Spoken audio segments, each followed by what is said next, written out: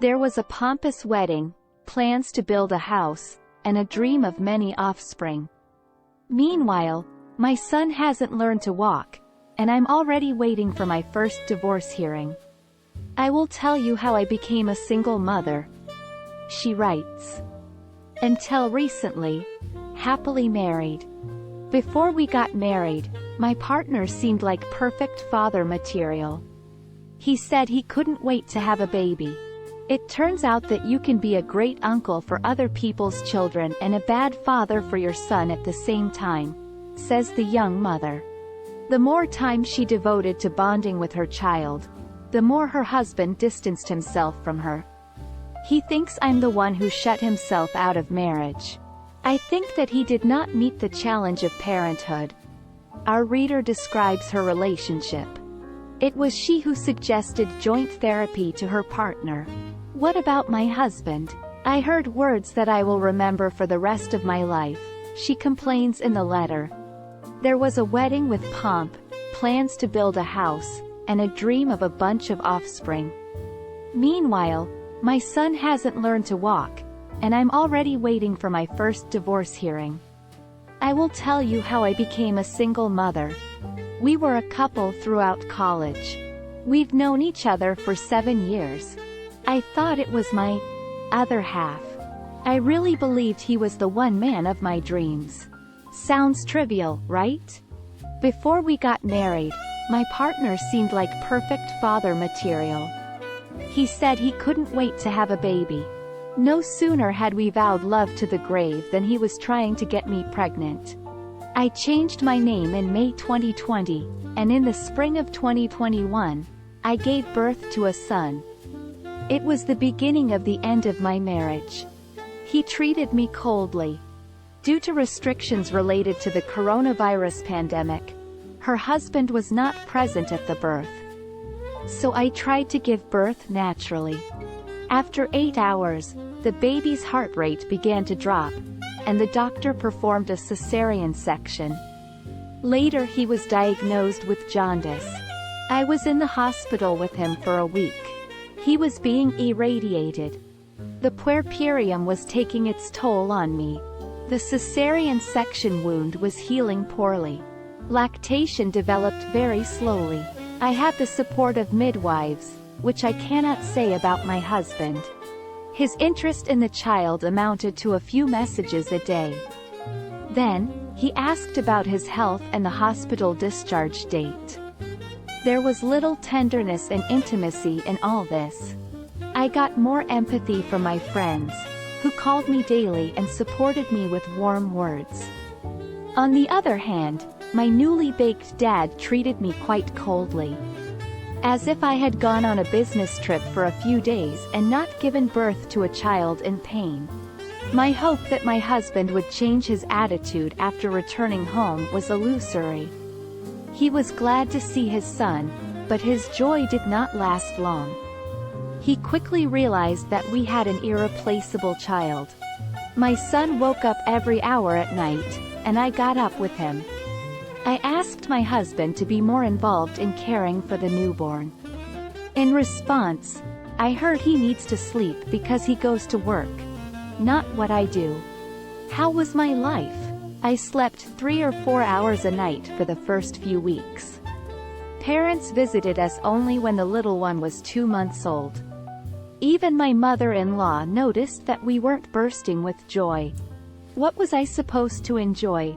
When our son appeared in our bedroom, at the same time, the cold beating from my husband settled in it. If I had to describe the beginnings of motherhood in one word, I would call it loneliness. My husband was coming home later and later.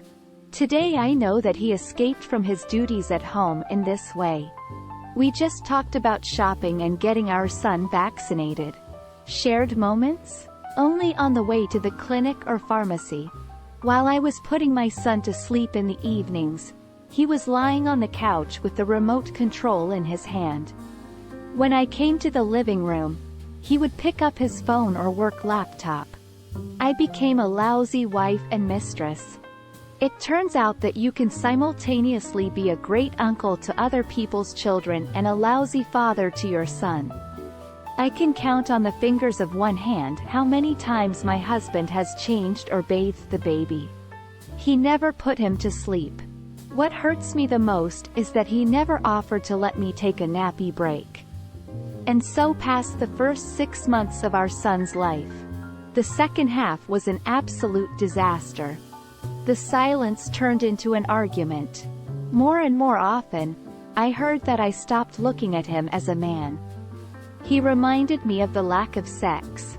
I explained to him that it's natural, that everything changes after giving birth, and that the child is the center of attention, not the man.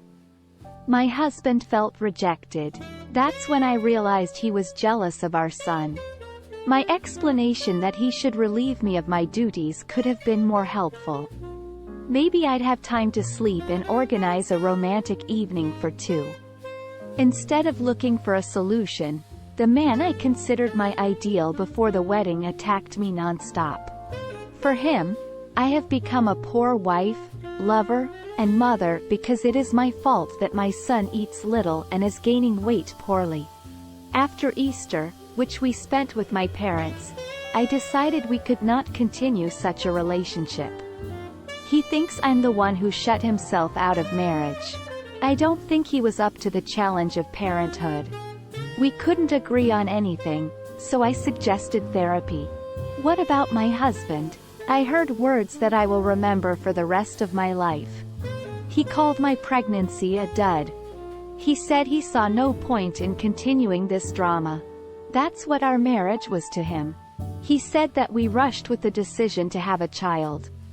He called my pregnancy a dud. He explained that he was trying to be a good dad but didn't feel it. He cannot accept that my son has replaced his place in my life and is now the most important to me. The next day he packed his things and moved to the hotel. He offered to see his son twice a month. For a long time, I could not believe what I heard from my own husband, the father of my child, who vowed love on me in front of the altar. Even the in-laws hoped that their son would come to his senses. But, instead, they deluded themselves that perhaps he had said too much on his nerves and acted on impulse. I knew that wasn't true. I could see from my husband's face, from his trembling hands, that he had already made up his mind. Of course, I had a little hope that our marriage could still be saved. This illusion was shattered 2 days after our son's birthday. Then the postman handed me a divorce petition. I used to read about such stories only in newspapers, on gossip portals, and in books. Today, I am an abandoned wife raising a child alone. We have our first divorce hearing in 6 months. My lawyer says the case could drag on for years. The husband does not agree to the amount of alimony awarded by the court for the duration of the case. She also wants to fight for joint custody. A man who has changed his child several times, has never fed or put him to sleep, and has seen his son twice since moving out, wants to have him exclusively for half a month. Bizarre, right? I hope the judge will consider these arguments. Now I live only my son's life. I'm going to therapy. I'm going back to work soon. After that, my son will go to nursery. Her mother-in-law, who lives in the neighboring district, also declared help and care. At least she has class, not like her firstborn.